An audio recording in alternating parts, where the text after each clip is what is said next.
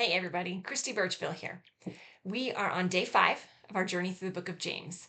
Make sure if you are behind it all, click on the link below in the description. It'll take you to the playlist. You can go back through every single day that we've done up to this point, and make sure you subscribe so you don't miss any of the upcoming videos about the book of James.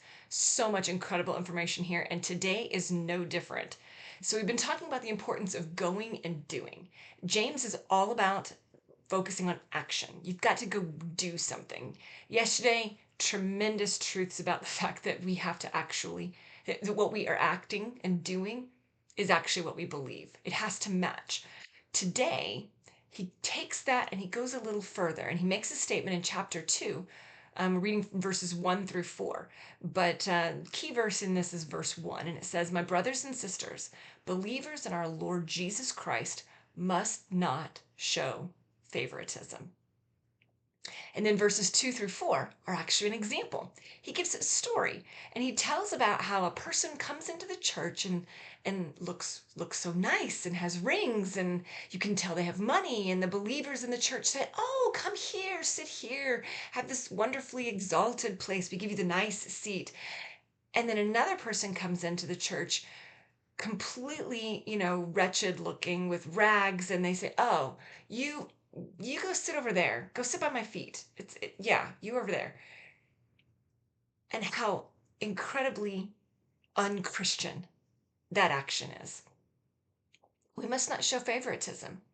Now, a lot of this comes from our own, the way we are wired. We are wired to make an assessment about people instantly. We see someone, we evaluate someone, we hear what they say, and our brain is hardwired to automatically make some assumptions. They may be very, very wrong, but we make assumptions. And based on those assumptions, we may treat people a certain way.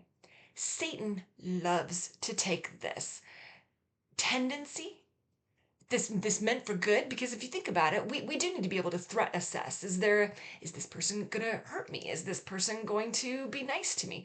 Am I in danger? That's really where this all comes down from, is that innate standing of our own mind to try to threat assess everything that's going on. Okay, am I safe? Am I in trouble?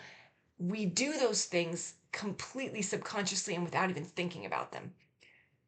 But Satan loves to take that and thrust it into hyperdrive and basically say, "Oh, well, I mean, they might be a threat to us just because they're not good enough. They're not nice enough. They're not dressed well enough. They're not going to be a help to you. They're not going to raise your social standing. They're not going to give you more stuff. They're not going to." And those tempting thoughts are what ultimately end in us acting out of favoritism. We have to understand that that's what our brain is doing.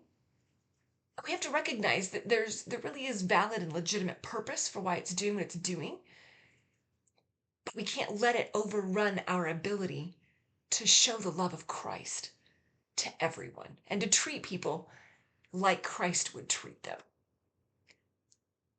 We have to take a minute. We have to step back, take a breath, and recognize that that's what our brain is doing, and then tell it no. And say, "You know what? I'm still going to show Christ's love to this person. I'm still going to show Christ's love to this person. I'm going to treat this person the way Christ would treat them." Those are the kinds of thoughts that need to be running through our brain as we are assessing people. That's the only way we can avoid showing favoritism, even maybe when we don't intend to. Make sure that you are catching yourself when you're making those snap initial decisions, and actually take time to think about them in light of who Christ is and how Christ feels about the person that you're thinking about. Great thoughts for today. Love going through James. Excited to see what tomorrow has. We'll see you then.